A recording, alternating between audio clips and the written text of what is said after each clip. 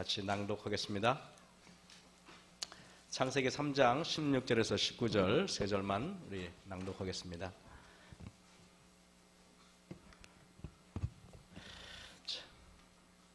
제가 먼저 읽어드리겠습니다. 또 여자에게 이르시되 내가 내게 잉태하는 고통을 크게 더하리니 내가 네가 자식을 낳을 것이요 너는 남편을 사모하고 남편은 너를 다스릴 것이니라 하시고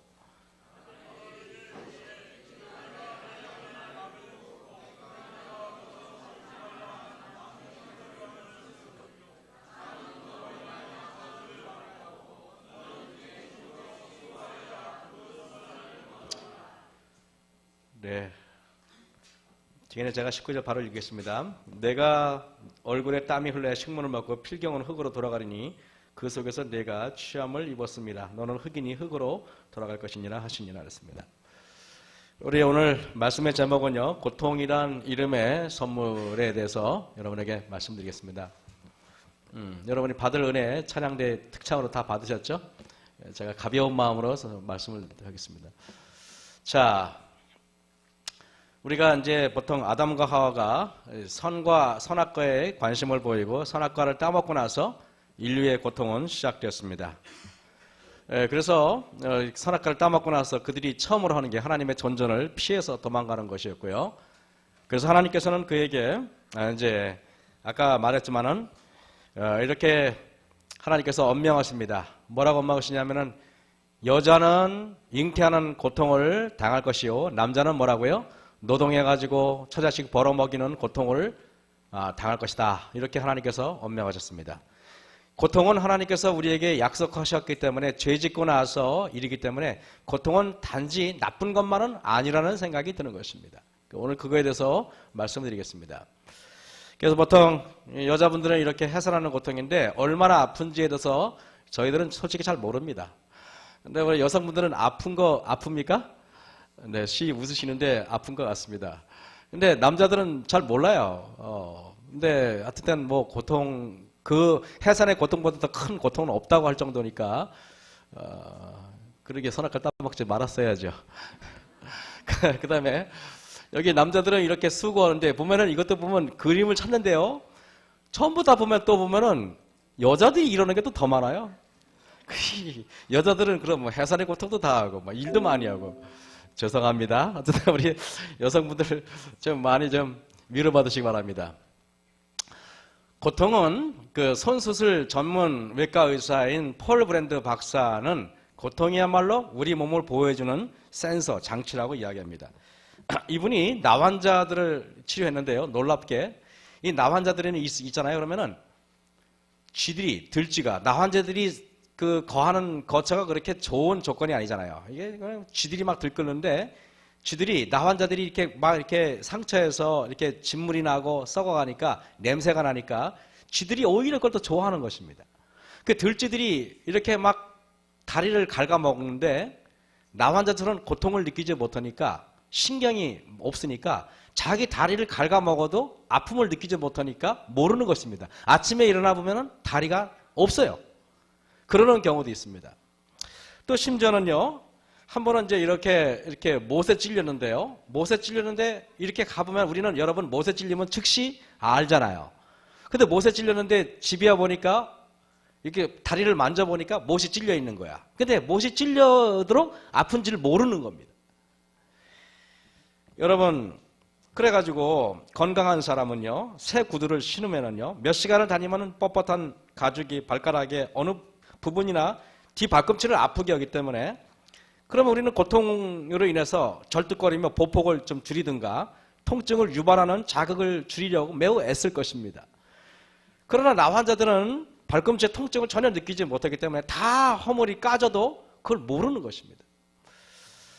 여러분, 우리는 이렇게 고통이 없다는 것은 이게 매우 위험합니다. 여러분이 만약에 고통이 없다는 것은 매우 위험합니다. 건강한 사람은 이렇게 알지만, 그러니까 제가 이게 이제 문둥 그제요. 여러분 나병 환자들의 고통을 느낄지 모르는데 요즘에는 나환자들이 별로 없으시지만은요.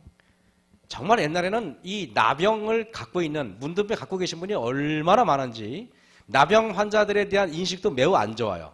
그런데 유경수 여사가 한 번은 방송에 이렇게 나오는데, 유경수 여사가 이 환자들을 있잖아요, 손을 덥석 잡고 인사를 한 겁니다. 이거는 연출이 아니에요. 손을 덥석 잡고 인사를 하니까 방송계에서 깜짝 놀란 것입니다. 아니 어떻게 대통령 영부인이 어떻게 나병 환자를 손을 이렇게 덥석 잡는가. 그 이후로 나 환자들에 대한 인식이 급속히 좋아져 가지고 정부에서도 나 환자에 대해 특별하게 신경을 썼다고 이야기를 해요. 여러분, 우리가 나 환자들은 이게 아까도 얘기했지만은요, 고통을 느끼지 못하는 치명적인 질병들이 있는데 몇 가지가 있어요. 처음에는 선천적인 무고통, 태어나면서부터 고통을 느끼지 못하는 사람이 있어요. 그 다음에 뭐냐면 나병 환자는 당연하고요. 당뇨병 환자, 당뇨병이 중증이 되면은 고통을 느끼지 못하는 것입니다. 그 다음에 신경 이상 증세를 가진 환자들이 주로 고통을 느끼지 못하십니다. 그러니까 정말 당뇨병이 진짜 무서운 거는 고통을 느끼지 못하는 단계까지 가면은 매우 위험해요. 여러분, 한 번은 가평에서 있었던 일을 제가 말씀드릴게요. 어떤 소녀 아이가 초등학교 6학년이었습니다.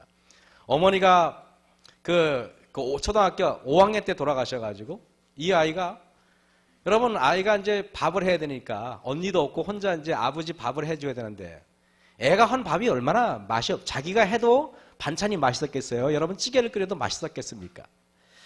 그 아이가 자기가 한 밥이 맛이 없으니까 밥은 먹지 않고 가게에 가서 오징어 이게 쥐포 이런 거 있잖아요. 우리 여자분들이 좋아하잖아요. 오징어 쥐포 같은 거를 이렇게 그걸 먹는 걸 좋아하는 것입니다. 근데 그걸 계속 먹다 보니까 애가 이상한 일이 벌어졌는데, 허벅지 있잖아요. 허벅지에 조그맣게 이상하게 냄새가 나더니 구멍이 뚫어지기 시작하는 것입니다. 근데 더 놀라운 거는 아프지가 않아요. 병원에 가는데 원인을 알 수 없는데 이 구멍이 조금씩 파 내려가는데 나중에는요, 허벅지 속에 있는 뼈가 보일 정도로 뼈가 보이는 것입니다. 근데 그때 대구에 있었던 우리 박성주 장로님이라고, 우리 재림교회 우리 건강전도 옛날에 녹즙으로 왜 건강전도 하신 분은 혹시 기억나십니까? 박성주 장로님이 전도대원을 데리고 10대 명을 데리고 가평 지역에 전도하러 왔다가 그 소녀를 발견하게 됩니다. 그래서 그 소녀에게 이유를 물어보니까 애가 보니까 이 오징어를 먹고 쥐포를 먹었기 때문에, 오징어하고 쥐포는 여러분 굉장히 강한 산성식품이에요. 산성식품 아시죠? 그 독이 몸에 쌓여가지고 그 허벅지에 구멍이 나기 시작한 거예요. 냄새가 나고. 근데 그래서 어떻게 했냐면 이제 박성주 장로님하고 그 여집사님들이 가가지고 그 아이에게 뭘 했냐면 관장을 시켰습니다. 독소를 빼내야 되니까. 관장을 시켜가지고 속에 있는 독소를 다 뽑아내니까 거기에 말로는 정말 한바가스가 나오더래요. 얼마나 독이 심한지. 냄새가 나고. 그리고 그 아이한테 저기 보면 녹즙을 갈고 채식을 주고 애가 현미밥을 주면서 그냥 했더니 일주일이 지났더니 여자애가 그냥 떼굴떼굴 구르면서 아프다고 난리를 친다는 것입니다. 왜 그래요? 고통을 느끼기 시작하는 것입니다. 그랬더니 동네 사람들이 와가지고 애가 막 아프다고 울고 그러니까 동네 사람들이 와가지고 얘가 말이야 그래도 살이 썩어가지고 허벅지가 보일지언정 얘가 울지는 않았는데 당신들이 와서 도대체 얘한테 무슨 짓을 했습니까? 하고 막 동네 사람들이 난리가 난 겁니다. 근데 여러분이 보실 때는 여러분 이것이 난리가 날 일입니까? 아니면 이게 치료가 되는 과정입니까? 신경세포가 살아나기 시작했다는 것입니다. 어쩌면 우리가요 주님을 우리가 십자가에 못 박고 우리가 전혀 고통을 느끼지 못하는 것은 어쩌면은 고통을 느끼지 못하는 사람들, 영적인 고통을 느끼지 못하는 사람인지도 모르겠어요. 그러나 우리가 하나님의 말씀으로 회복되고 우리가 하나님의 말씀으로 우리가 다시 영적인 것이 다시 회복된다면은 우리는 먼저 주님을 십자가에 못 박은 고통을 느끼는 그런 저와 여러분이 되길 간절히 바랍니다.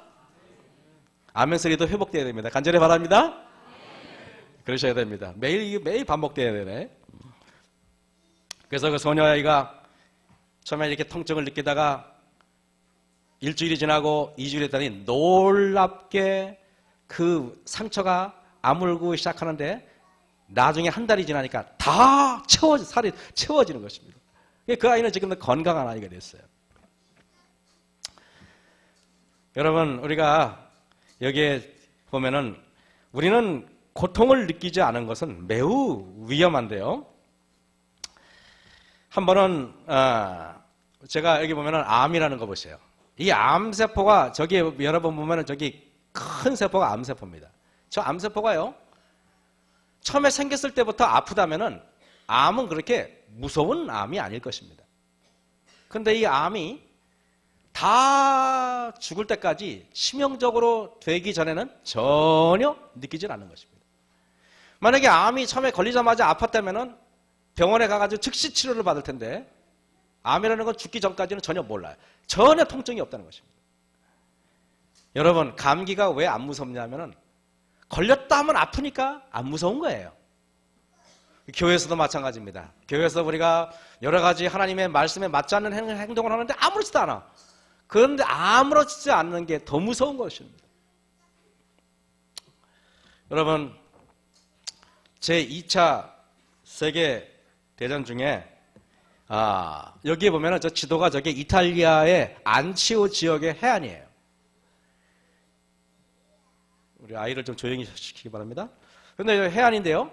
근데 거기 이탈리아 안치오 상륙 작전 때 215명의 군인들이 부상을 당했어요. 막 다리가 잘라지고 막 여기가 막 다 파이고 막 난리가 났습니다. 근데 이 군인들이 부상을 당하면서 치료하는데 희한하게 다른 일반 외과 환자들은요, 여러분이 만약에 수술을 받으면은 여기 혹시 여러분 중에서 수술을 받을 때 마취제 없이 수술을 받으실 용이 있는 분이 있습니까? 여기 만약에 마취제 없이? 제가 다리에 종기가 났는데 오른발 발바닥 왼발바닥 다 종기가 났어요. 종기가 났는데 나중에 이게 점점 커지는 종기가 자꾸 깊어지는 것입니다. 발바닥 밑에니까 걸을 수가 없어요. 이게 깍지발로 걸으면 키 커 보여서 좋겠지만 언제까지 그렇게 걸을 거야? 그러다 생각도 못 해가지고 제가 아는 장로님한테 전화 걸었어요. 장로님, 제가 이렇습니다. 그랬더니 빨리 올라오시오.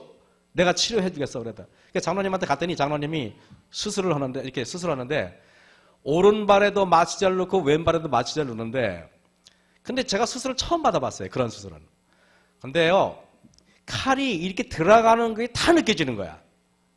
얼마나 아픈지 식은땀을 흘리는데 아는 장로님한테 온 게 그때는 내가 후회했어요. 왜냐하면은 그래도 명색이 목사인데 아프다고 소리를 지를 수가 있어야지.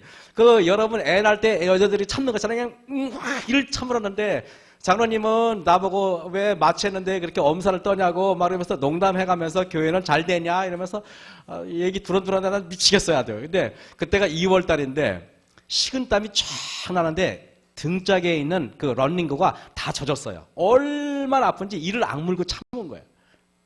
그러고 나서 이제 왼쪽 다리를 수술하는데 오른쪽 다리는 여러분 실이 이렇게 꼬맬 때 있잖아요. 꼬맬 때 실이 통과하는 걸 다 느꼈거든요. 실이 통과하는 게 한 발, 두 발 다 느끼는데 왼발을 할 때는 하나도 안 느끼는 거야. 이게 뭔 말입니까? 이쪽 발에는 마취가 안 된 상태로 제가 수술을 받은 거예요. 고통을 당해도 너무 당했어요. 근데 이쪽은 하나도 안 아파요. 수술한지도 몰랐어요. 근데 너무 놀라운 사실은 회복 속도가 마취제가 들어간 데는 회복 속도가 마취제 안 들어간 것보다 2배 내지 3배가 더디 낫더라고요. 제가 여러분에게 그런 생각을 합니다. 근데 이게 2차 세계대전 때 215명을 치료하면서 관찰했는데 그들은 치료받으면서 여러분 이 병사들은 수술하는데 마취제를 넣을 필요가 없다 그러는 거예요. 밀어내다. 아이고 몰핀도 필요 없다고 하는 것입니다. 왜 그러냐 하면은 이 병사들은 전쟁에서 살아난 것만 해도 너무 감사해가지고 자기가 수술받는 게 오히려 즐거운 거야. 왜? 내가 살았다는 안도감. 여러분 무슨 말인지 알죠? 그죠? 살았다는 안도감 때문에 너무 행복해가지고 오히려 마취제를 필요 없이 그냥 그 고통이 아니라 나를 치료하고 있다는 것 자체가 너무 감사한 거예요. 제가 이걸 보면서 여러분 느끼는 게 뭐냐면은 고통을 어떻게 해석하냐에 따라서 고통은 인생을 변화시키는 창조적인 능력이 되기도 하고 남을 원망하고 자신의 불행을 한탄하는 페인이 되기도 한다는 사실인 것입니다. 이거를 바로 우리는 안치오 효과, 안치오 이펙트 그래가지고 안치오 효과라고 이야기합니다. 중국 고대사를 집필한 사마천의 일화가 있어요. 이 사마천 여기에 보면은 이거 아까 전쟁인데 몰펜 이게 제가 중국의 사마천의 사기를 조술한 사마천입니다. 여러분 이 사마천이라는 사람은 흉노에서 항복한 이륙장군을 두둔했다는 죄목으로 한무제, 여러분 한무제한테 미움을 사가지고 궁형을 선고받았어요. 궁형이 뭐냐면은 여러분 쉽게 말하면 뭐냐면은 거세를 하는 것입니다. 근데 중국에서 가장 잔인한 거는 차라리 목을 치는 것보다 거세를 하는 것을 더 수치스럽게 여기고 더 극악한 형벌로 받아들였어요. 여러분 궁형을 당한 사마천이 혼자 생각을 했습니다. 어떻게 생각했냐면은 궁형을 당한 후에 혼자 생각하기를 선인들도 불행에 직면하여 위대한 업적을 남겼거늘 나도 불구의 몸의 비통함을 참으며 채찍질을 해 무슨 일이든지 업적을 남길 것이다 하고 결심을 합니다. 그가 고통을 오히려 고통으로 생각하지 않고 자신을 승화시키는 결정적인 결심으로 만들어버립니다. 그러한 그가 여러분 그 비통함을 참고 130권의 저서를 썼는데 그것이 바로 세계에서 가장 유명한 역사책인 사마천의 사기가 되는 것입니다. 여러분 우리는 그래서 이 손자병법을 저술한 우리 손모라는 사람도요. 이 손모라는 사람은 그가 두 다리를 다 절단된 상태에서 여러분 손자병법을 썼다는 사실 여러분 아십니까? 그 고통 속에서 제가 여기에 보면은 철로역정을 쓴 전 번야는 목사 자격증이 없는데 설교했다는 제목으로 끌려가가지고 감옥에서 모진 고문을 당하고 감옥에서 여러분 목사 자격증이 없이 옛날에는 설교했다가는 걸렸어요. 요즘에는 아무나 해도 되지만. 근데 그래가지고 여러분 감옥에서 차디찬 감옥에서 쓴 게 바로 철로역정을 쓴 거예요. 철로역정을. 철로역정은 성경 다음으로 세계에서 가장 많이 읽히는 책입니다. 코미디언 이주일 씨는 이게 보면은요, 이분은 정말 얼마나 고생을 많이 하면 스타가 되기 전 20년 동안 무명의 코미디언을 산다는 게 이게 매우 어려운 일이에요. 지방 공연을 하다 수입이 없으면 여관비가 없어서 쫓겨나기도 하고요. 돈이 없어 도망가다가 매도 수없이 맞았습니다. 여름옷 한 벌 가지고 겨울을 나는 것은 부지기수고요. 기차비가 없어서 공연장을 몇 시간을 걸어서 가게 됐습니다. 너무 힘들어 철제용품 만드는 회사에서 일도 하다가 그러다가 20년 만에 TV 출연했는데 녹화 후 PD들이 모여가지고 이게 너무 추운데 저걸 방송에 내보냈다가는 국민들이 싫어할 거다 이래가지고 막 의논을 했다고 얘기합니다. 그때 어느 국장에 그래가지고 TV 나오지 못했어요. 어느 국장의 소개로 공연을 가기로 했는데 다 공연을 했는데 여직원들이 모여가지고 너무 못생겼으니까 내보내지 맙시다 이렇게 얘기를 했대요. 그때 이분이 유명한 말을 했어요. 그 여직원들한테 가가지고 90도 각도로 고개를 숙이고 여직원들한테 뭐라고 하지 않습니까? 너무 못생겨서 죄송합니다 라고 얘기했던 것입니다. 그러다가 고생을 견딘 그에게 TV 출연이 제안이 우연히 왔는데 TV 출연하자마자 대한민국이 발칵 뒤집혔어요. 그래가지고 그가 2주일 만에 스타가 돼버렸어요. 그래서 그 이름을 이주일로 만들어버렸다. 2주일 만에 스타가 됐다고 2주일이 됐습니다. 근데 그가 여러분 담배를 많이 피워가지고 폐암 선고를 받았죠? 그러고 나서 여러분 폐암 선고를 받은 이주일이 이런 말을 했어요. 처음에 그가 이제 폐암 선고 받기 전에 이제 뭐냐면은 눈물을 아는 사람이 진정한 웃음을 안다라는 말이 있어요. 이분이 유명한 말이에요. 눈물을 아는 사람이 뭐라고요? 진정한 웃음을 안다. 여러분 고통의 진정한 의미를 아셔야만 기쁨의 진정한 의미를 깨달을 수 있는 저와 여러분이 되길 간절히 바랍니다. 간절히 바랍니다. 그래서요 저는 이 핸델의 세계적으로 유명한 메시아라는 대곡도 호화스러운 작곡실에서 기록된 것이 아니라 반신불수로 감옥에서 작곡한 것입니다. 이 메시아라는 곡은 여러분 정말 제가 볼 때는 이 곡을 들으면은 하늘의 보좌의 흔들림을 여러분 경험하실 겁니다. 이 메시아라는 곡을 들으면 여러분 어때요? 정말 하나님의 그 보좌를 여러분 올라간 듯한 느낌을 받지 않습니까? 세계에서 제일 좋은 향수는 발칸 산맥이라고, 여러분 발칸 반도가 어딘지 아십니까? 발칸 반도가 지금의 어디냐면은 저 그리스 저 위쪽으로 그 지금의 마게도니아, 유고슬라비아 그쪽이에요. 맨날 지금 발칸 전쟁이 일어나는데 맨날 거기 전쟁이 일어나죠. 그리스 그 마게도니아, 그리스, 유고슬라비아, 크로아티아 그쪽입니다. 그런데요, 거기서 장미 그 향수가 세계에서 제일 고급스러워요. 그런데 거기서는요, 장미를 딸 때 절대 낮에 따지 않아요. 밤 12시에서 2시 사이에만 따요. 그리고 밤 12시, 2시 사이에 장미를 따서 2시까지 일을 딱 맞춰요. 왜 그러냐 했더니 이처럼 올빼미처럼 한밤중에 장미를 따는 이유는 한밤중에 가장 향기로운 향을 내기 때문에 그렇다는 것입니다. 태양이 비추는 낮에 장미를 따면은요 40%가량의 향기가 소멸돼 버리고 마는 것입니다. 꽃도 보면은 우리가 봄에 피는 꽃, 가을에 피는 꽃, 여름에 피는 꽃이 있어요. 그런데 희한하게 한겨울에 차디찬 겨울, 추운 겨울을 이겨내고 봄에 피는 꽃은 하나같이 색깔이 무슨 색깔입니까? 1. 빨간색, 2. 검은색, 3. 노란색, 4. 하얀색. 무슨 색깔입니까? 빨간색? 하얀색? 하얀색이죠, 저런, 그죠? 저런 하얀색입니다. 물론 노란색도 있지. 그러니까 자기가 좋아하는 색깔 말고. 주로 하얀색이 많아요. 여러분, 하얀색이 많은 이유는 차디찬 겨울을 이겨내고 우물튼 봄에 피는 꽃이야말로 가장 향기가 진해요. 그건 너무 신기한 게 있어요.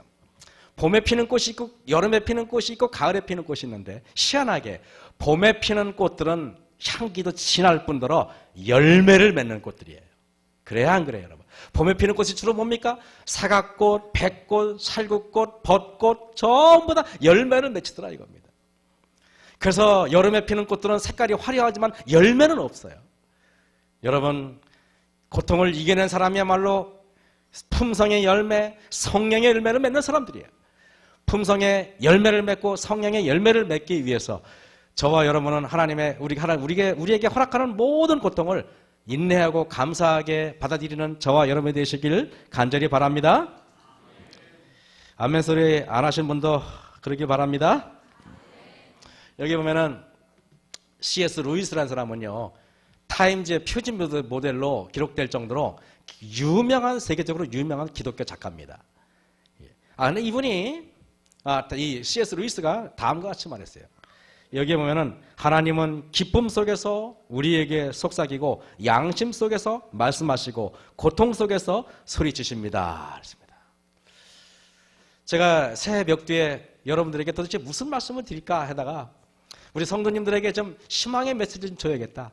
삶 자체가 고통 아니겠습니까? 그래서 그 고통스러운 삶에 우리가 하나님의 말씀으로 위로받으시고 더 많은 열매를 맺으시라고 이 말씀을 제가 준비했습니다. 여러분, 빛이 가장 필요할 때는 가장 어두울 때입니다.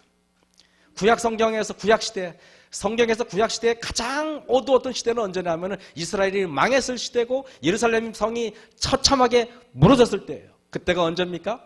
바로 바벨론의 군대에 의해서 처참하게 예루살렘이 멸망됐을 때, 그때가 언제냐면 바로 다니엘이 포로로 끌려갔을 때 그때입니다. 구약에서 가장 어두울 때 하나님께서는 다니엘서를 주신 겁니다. 왜? 가장 어두운 시대에 하나님의 말씀이 필요했기 때문에 그런 것입니다. 어쩌면 여러분의 인생에 힘들고 어렵다고 생각할 때 그때 어쩌면 우리의 무릎에 꿇는 강도는 더 진지하고 더 강하게 무릎을 꿇는지도 모르겠어요. 그래서 저와 여러분 가장 어렵고 힘들 때 무릎을 꿇으시면 하나님께서 여러분에게 마치 다니엘에게 귀한 기별을 전했듯이 여러분에게 하나님의 놀라운 기별이 주어질 것입니다. 여러분, 그리고 제가 보면은 신약시대 때 가장 어두웠을 때, 하나님께서는 여러분 또 뭘 줬습니까? 그때 당시는 예수님께서 승천하시고 제자들은 하나둘 순교되고 네로와 로마의 황제들의 폭거에 의해서 성도들은 하나둘 형장의 이슬로 사라졌습니다. 수백 명씩 원형 경기장에서 각 지역에서 처형되어 가고 사도 중에 사도 요한만 남았는데 그를 죽이려고 했지만 그는 여러분 기름감화 속에서 죽지 않았기 때문에 어쩔 수 없이 로마 황제가 그를 지금의 그 에베소, 지금 옛날에 요즘에 이즈미르라 하죠. 터키 가면 이즈미르 앞에 있는 반모섬으로 유배를 보냈던 것입니다. 근데 그가 유배를 받고 나서 혼자 생각해 보세요. 예수님을 아는 제자들은 다 순교당했고, 그리고 로마 제국에 의해서 혹독한 핍박이 일어났을 때, 그때 하나님께서 가장 어둡고 힘들 때, 그때 하나님께서는요, 요한계시록을 우리에게 주신 것입니다. 그래서 하나님께서 말씀하시기를요, 이랬어요. 행복의 길 31쪽에 세상의 쾌락을 앗아가는 혹독한 재난이 오히려 우리의 눈을 하늘로 향하게 하는 수단이 될 것이다. 슬픔을 당하여 예수 안에서 위로를 구하는 일이 없었더라면 결코 그분을 알지 못했을 자들이 많이 있다. 인생의 고난은 우리의 성품에서 불순물을 제거해내는 하나님의 일꾼들이다 그랬습니다. 인생의 고난은 우리의 성품에서 불순물과 거친 것을 제거해내는 하나님의 일꾼들이다. 이들에 의해 채석되어 깎이우고 끌로 새겨지고 갈리고 다듬어지는 것은 고통스러운 과정이다. 그래서 여러분의 자녀들이 여러 가지 학교 생활에서 또 가정 생활에서 교회에서 어려울 때 그 고통을 당하도록 우리는 어느 정도 내버려둘 필요가 있는 것입니다. 엄마가 나서가지고 모든 고통을 다 해결해주면 아이들은 고통 속에서 제거해내는 하나님의 놀라운 능력을 경험할 수가 없는 거야. 그러니까 요즘 애들이 버릇이 없는 것입니다. 우리는 명심하셔야 돼요.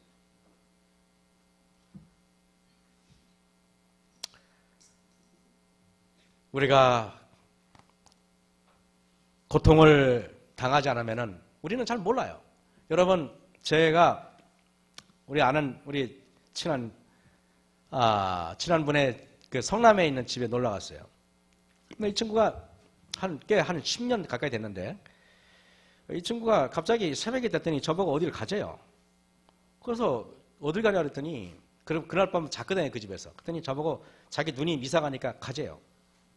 그래가지고 미리 말했으면 안 갔을 텐데, 그래가지고 놀러 갔다가 이삿짐 날으라고 생겼네? 갔습니다. 갔는데, 이런 동네에 살아요. 이 동네는 아니지만 이런 동네에 살아요. 딱 갔더니 연탄 아궁이, 여러분 아시죠? 연탄 아궁이 하나 있고 거기 왜 싱크대 없는 부엌 있잖아요. 연탄 아궁이 있고 왜 아시죠, 여러분? 수도도 그냥 틀면 나오는 거. 그리고 이제 방 하나 있는 그 집이에요. 근데 이제 봤더니 거기 성도들도 아무도 안 왔어요. 왜냐하면 부끄러우니까 아무도 부르지 않은 것입니다. 저하고 그 친구하고 그 두 내외 4사람밖에 없어요. 이사하려고 걱정을 했는데 걱정할 거 하나도 없어요. 여러분 옛날 아시죠? 그 1톤 트럭보다 작은 게 뭐예요? 왜 그 다마스 같은 거 있죠? 왜? 조그만 거 있잖아요. 그거 실었는데 그것도 다 안 차. 물건이 없어요, 거의. 근데 그 누님이 사업을 하다가 망해가지고 매형이 망했어요. 그래가지고 그 누님도 참 미인이고 그때 38살이었어요, 그 누님이. 그때는 우리가 10년 전이니까. 그리고 또 누구냐 하면은 그 매형도 그 목회를 하려고 삼육대교 신학과까지 나왔다가 목회를 안 하고 있었던 사람이에요. 그러니까 교회도 열심히 다녔는데, 근데 그러다가 이사를 갔는데 여기 보세요. 이렇게 조그만 차에 진짜 조그만 차로 하나도 안 찼어요. 딱 가가지고 진짜 그 방에서 조금은 낫지만은 그래도 한 두세 평 되는 집으로, 조그만 집으로 이사를 갔습니다. 이 이삿짐을 다 나르는데 뭐 할 것도 별로 없어요, 솔직히 말해서. 4명이 몇 번 왔다 갔다 하니까 그냥 끝났어요. 얼마나 이삿짐이 없는지. 그래서 이게 참 뭐였는데, 이사한 집이 전세도 아닌 월 30만 원 사글세입니다. 사글세인데 친구가 속상해서 자기 누나한테 이야기를 해요. 누나, 제가 있으니까 부끄럽기도 하고 기분이 나빴나 봐요, 동생이. 이게 뭐야? 돈 좀 벌어서 남들처럼 잘 살아. 이렇게 하지 말아야 될 말을 한 거예요. 그때 누나가 그 여지사님인데 내각교회 다녔어요, 그 당시에. 이 심장을 파는 말을 한 거야, 동생이. 그러니까 누나는 이렇게 말했어요. 누나는 야, 나도 열심히 살려고 하는데 안 돼. 하나님 섬기는 백성인데 나 가난하고 돈 없어도 행복해. 이렇게 말했습니다. 그러니까 친구가 가만히 있어야 되는데, 하나님의 백성이라고 가난해야지 신앙이 유리한 거야? 그래야만 신앙이 잘하는 거야? 또 이렇게 말하는 것입니다. 남매끼리 투각되고 그런 거예요. 여러분, 그 남동생이 누나가 미워서 그런 거 아니에요. 여러분 아시죠? 그 마음 이해하시죠? 누나가, 그러니까 마음이 아프니까 그렇게 얘기한 거예요. 그 남매가 오가는 대화가 제 마음을 무척 아프게 했습니다. 저는 아무 말도 못했고 그들이 이야기 듣고 있을 때 정말 아주 미치겠더라고요. 뭐 좀 도망가고 싶은데 그냥 그 자리에 있어야 되는, 여러분 같으면 그 자리에 있기 참 민망하잖아요. 그 둘이 남매가 둘이 이렇게 옥신각신 하다가 갑자기 나를 딱 누나가 보더니, 목사님, 우리가 가난하게 된 것이 하나님 뜻입니까? 또 이렇게 물어보는 것입니다. 이때 말 잘해야 돼요. 말 잘못하면 웨이스트됩니다. 참으로 어려운 질문이고 말 한마디 잘못하면 그 누님의 마음에 깊은 상처를 주기 때문에 몹시 고민했습니다. 그래서 제가 그랬습니다. 하나님께서는 모든 믿는 사람에게 타임 스케줄을 갖고 계십니다. 그랬습니다. 여러분, 이건 타임 스케줄 갖고 계세요. 어떤 사람은 지금 사업에 실패해서 가난하게 되는 것이 그 사람에게 축복일 수가 있어요.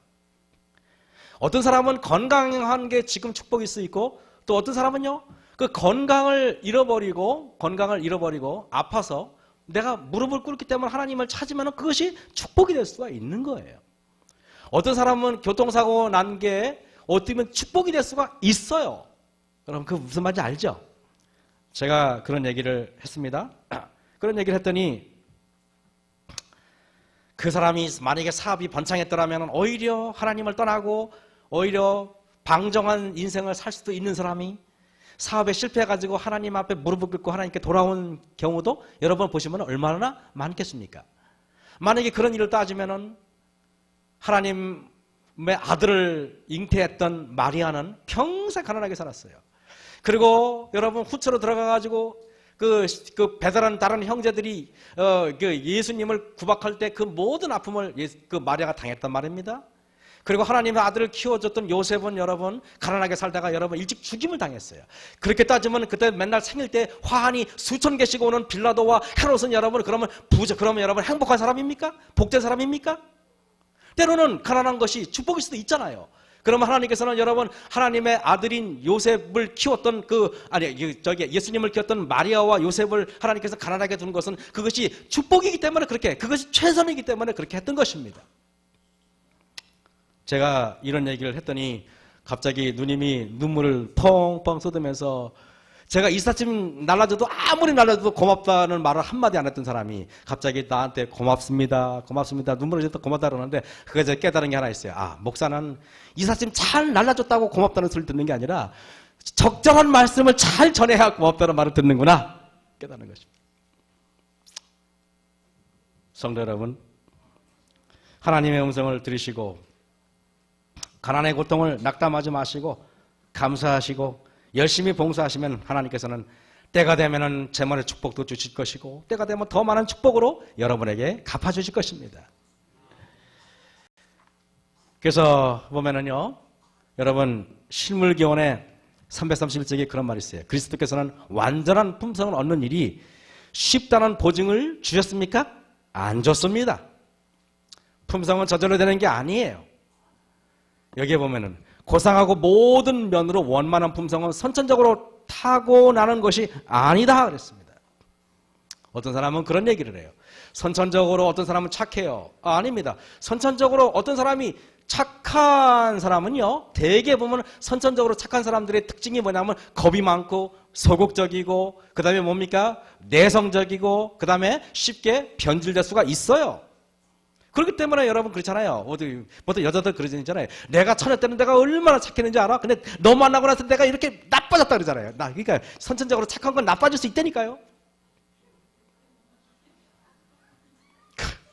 웃으신 분들은 또 그렇게 했나 봐.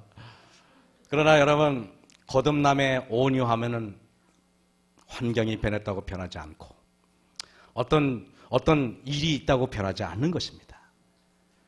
그래서 거듭남의 품성의 완전은 쉬운 일이 아닌 것입니다.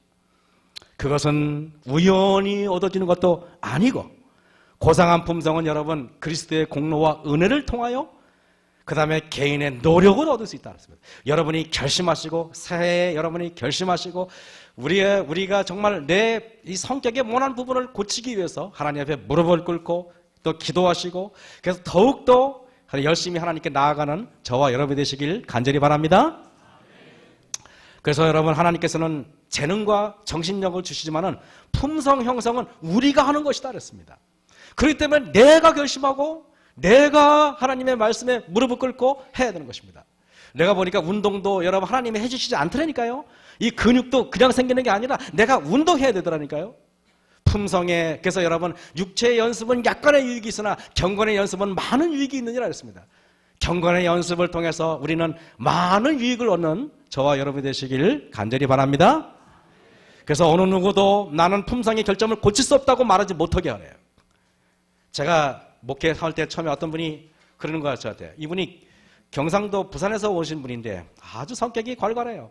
아주 얼마나 화를 잘 내고 그러신지 몰라요. 그랬더니 제가 이제 품성배나 설교를 하면 듣기가 아주 곤란한 것입니다. 그래서 제가 그 집에 한번 가정예배를 드리러 갔더니 그분이 저한테 하는 말이 나한테 눈을 부라리고 따지듯이 하는 말이 내는 성질을 못 고쳐요! 그러더라고요. 그리고 진짜 못 고치고 유방암 걸려 돌아가셨어요. 못 고친다고 말하면 못 고치는 겁니다. 여러분, 우리는 안식일 철저하게 지킬 수 있는 사람이에요. 금요일 해질 때부터 토요일 해질 때까지 지킬 수 있는 분입니다. 내가 그렇게 믿고 순종해야 되는 것입니다. 언제 그렇게 되면 기다리면 안 되고 내가 믿고 순종해서 당장 다음 주부터 실행하는, 그리고 내가 전도한다고 믿으면 전도가 되는 겁니다. 나는 온유한 사람이 되면 나는 온유한 사람이 되는 겁니다. 그게 믿음이고 칭이에요. 그렇게 믿고 그 발을 뚜벅뚜벅 걸어가는 여러분이 되시길 간절히 바랍니다. 여러분 보면은 코리텐 붐이라는 분이 있어요. 이분은 유대인의 독일인들에게 체포되어 라벤스부르크 포로 수용소에 수감되었습니다. 이분이 코리텐 붐, 이 유대인 여성분입니다. 나치 장교들은 유대인들을 죽음의 공장으로 데리고 왔습니다. 유대인들이 도착하자 여러분 막 유대인들이 처음에 자기가 둥지도 모르고 도착하니까 밴드부가 음악을 울리고 그러니까 유대인들은 뭔가 우리를 환영해 주나 보다 그렇게 생각했다 그럽니다. 그러나 결국 그들은 한 달 후, 두 달 후 죽음의 가스실로 들어갔습니다. 어떤 사람은 한 달 후에, 어떤 사람은 6개월 후에 들어가는데 코리텐 붐 여사는 기적적으로 살아났어요.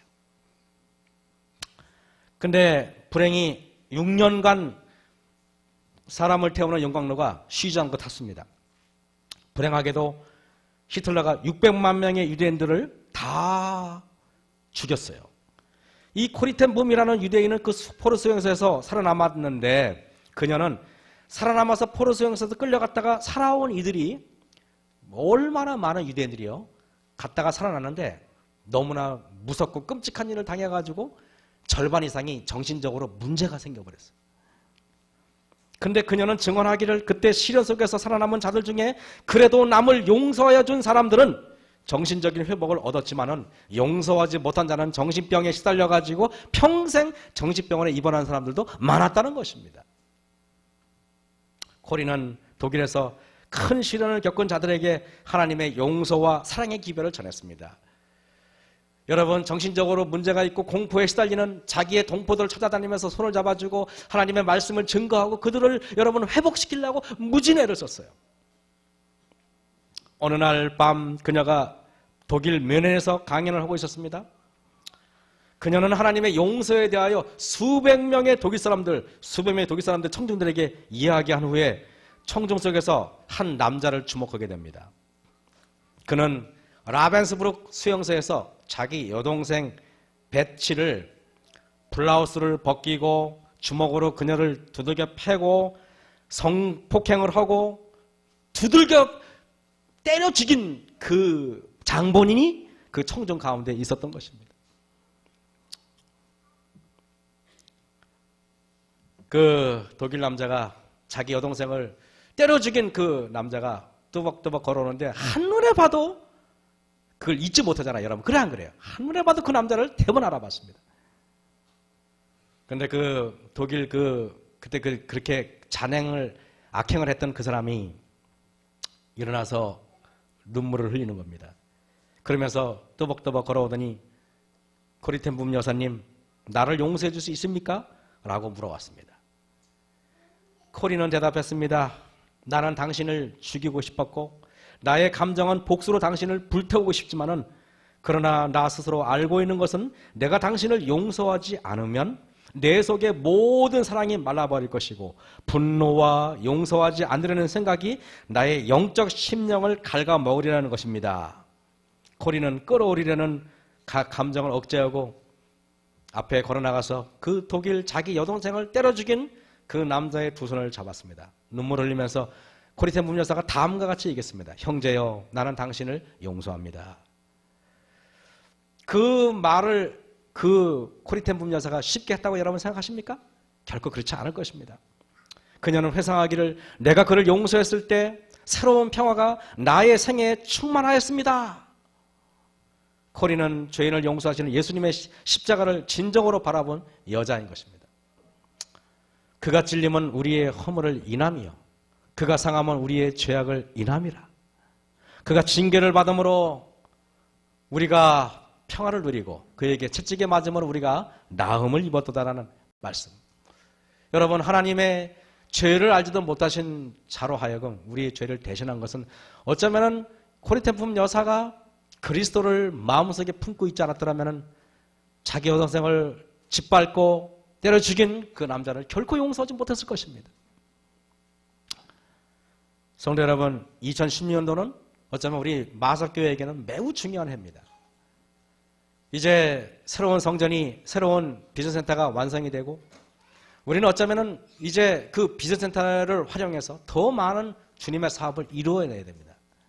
그러기 위해서는 우리는 영적으로 하나가 돼야 돼요. 영적으로 하나가 되기 위해서는 내 중심적으로 하나가 되는 것이 아니라 어떤 특정한 분의 중심으로 하나가 되는 것이 아니라 우리가 그리스도를 가운데 모셔놓고 그리스도께 누구든지 가까이 오기만 하면 나도 모르게 하나가 되는 것입니다. 그래서 2016년도는 우리 마석교회가 하나님의 말씀으로 더욱더 충만한 교회가 되길 간절히 바랍니다. 여러분, 이 십자가는 그렇게 값없는 십자가가 아닙니다. 이 십자가는 우리가 정말 영원히 감사하고 그 기쁨의 희열에 넘쳐야 할 십자가인 것입니다. 오늘 아침 여러분들에게 그 모든 고통 속에 우리 주님께서 함께 하십니다. 주님께서 함께 하실 때 제가 여러분에게 이 새해에 여러분에게 또 이렇게 해피 뉴 이어, 이거 뭐 호주 시드니에서 지금 1월 거기 새해가 되면 이렇게 난리가 법석을 치는 거 여러분에게 또 못 보신 분을 위해서 제가 보여드리고 바로 마치겠습니다. 이것은 홍콩이 2015년도에 1월 1일 날 축제했던 것인데 사진이 그거밖에 없어가지고 막 지금 보십니까? 불꽃 축제가 난리가 났어요. 박은혜 전사님 전화했더니 거기도 뭐 얼마나 폭죽을 많이 터뜨리는지 외국인들은 왜 그런지 모르겠어요. 여기 보면은 또 이게 뭐 영국 런던에 새해 맞이 축제가 막 벌어지고 있습니다. 여기 보면은 보면 독일 메넨입니다. 저는 독일을 좋아하기 때문에 제가 잠시 독일 메넨에서 축제를 보여주면서 새해 복 많이 받으시고 올해는 만사형통하시는 성도님들 되기 바라면서 말씀 마치겠습니다.